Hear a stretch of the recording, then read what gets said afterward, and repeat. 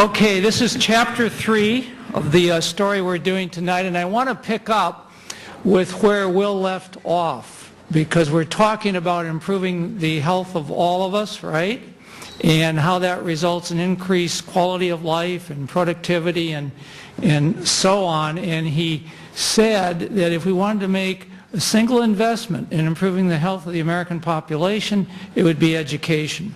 And I absolutely agree with that. There's beginning to get some evidence behind that.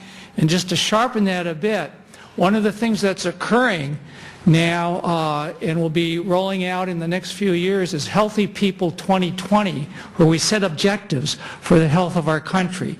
And rather than what we've done before, which is to list 535, goals we're going to try to get to, we're going to do a really radical change and look at the underlying physical and social and cultural determinants of health. And one of those will be education. And I think one of the indicators might well be, if you want to improve the health of the American people, let's make sure that every child in this country can read by the age of 6. Or 5 or 7 or wherever we want to draw the line.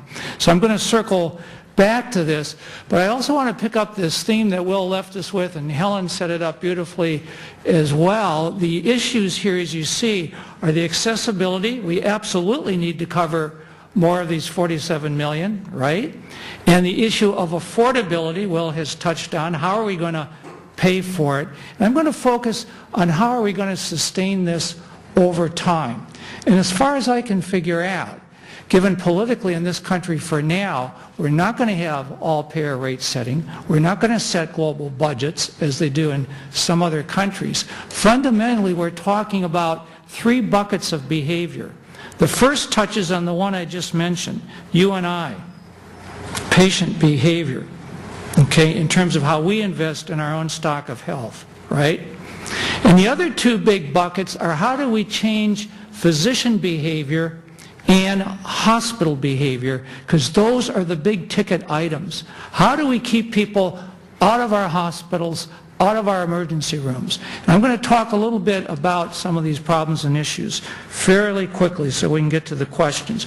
This is one way to look at it here in terms of triangle. I like triangles, some like circles, some like squares. I'm into triangles this year. So it's all on here. The uninsured, right, 16% of GDP, $7,000, $8,000 per person. But you and I only get recommended care roughly half the time. It's a crapshoot, absolutely crapshoot.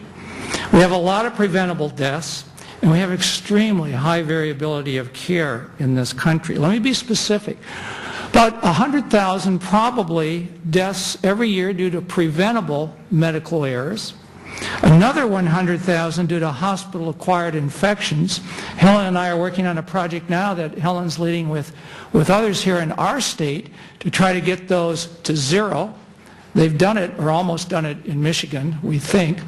But there's a lot that can be done around those. Best data we have is for the Medicare people. There's about $18 billion of hospital readmissions each year. About $6 billion probably is nothing you could do to prevent them. They went home, they developed other illnesses, they need to go back into the hospital. But 2/3, $12 billion, should have been prevented with better coordinated care between the hospital and the physician's office.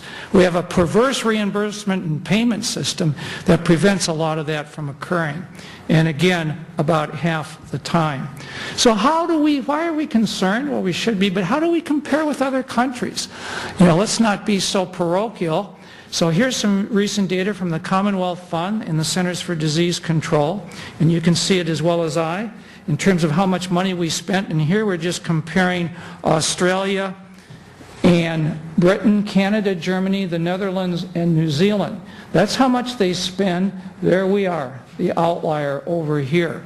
Life expectancy, very crude measure. We'd really like to know more about the quality of life along the way, but we're around 78, and certainly other countries are higher. What about infant mortality? We're not doing very well. How about, what do people say when you interview them? Does the system need to change? Does it need to be rebuilt completely? 18, 15, 12, 27, 9, 17, 34%. There's something wrong with this picture, they're saying. How many of you have experienced a medical mistake in the past 2 years? In the audience, raise your hand. Okay, and a lot of you probably don't know whether you have or not. Because they haven't told you, and as far as you can tell, it wasn't a mistake, okay? But right here, 32%, okay? And how about, can you get an appointment the same day or the next day when you're sick? 62% can in Australia. Canada's got a problem with that, right? 65% in Germany, or rather Canada is doing better on that, et cetera, et cetera. In the United States, only 49% can get an appointment the same day or the next day. They've done a great job in Britain in improving their percentage, and of course the Netherlands comes out as well. Here's the point. We're spending a lot of money. We're spending a lot of money. What are we getting in return? So if there's any business school students here, economists here other than Will, the ROI isn't adding up for us as an American people. We're putting an awful lot of money that could be spent on education, transportation, housing, and other things that go into the health production function in addition to medical care. This is part of our problem. This is the basic point. It's not access alone, but it's also we have to address these cost and quality issues. And, you know, preserving the current organization isn't going to do it, much less solve all three of these dilemmas. So the Institute of Medicine, big report about 8 years ago or so, concluded that this current system cannot do the job. We need to change the system of care. This is the dollars. This is how we're spending the dollars today. Take a look at this. It bears out my earlier point. It's the hospital and it's the physician piece.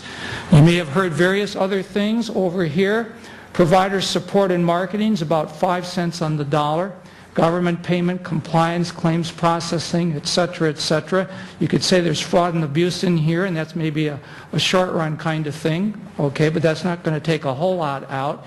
3% is industry insurance profit, so we can rail against that, but overall, okay, it's right here. Physicians in hospitals. Okay, we're not using them very effectively. And so we'll talk about that a bit.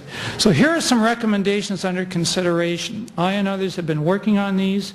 We've been working most directly with the Presidential Office of Healthcare Reform, not so much directly with Congress, more indirectly.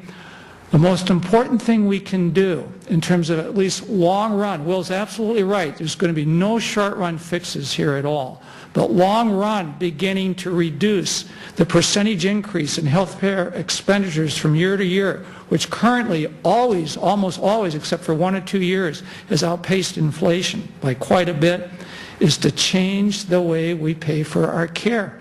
Now we pay largely fee for service. You do more, you get more. We have to stop that and start paying not for quantity, but for results, for quality and outcomes of care. We have to move away from the fee-for-service payment system, and some of the ideas that are being talked about are capitation, partial capitation, bundled payment, episode of care-based payments. So here's what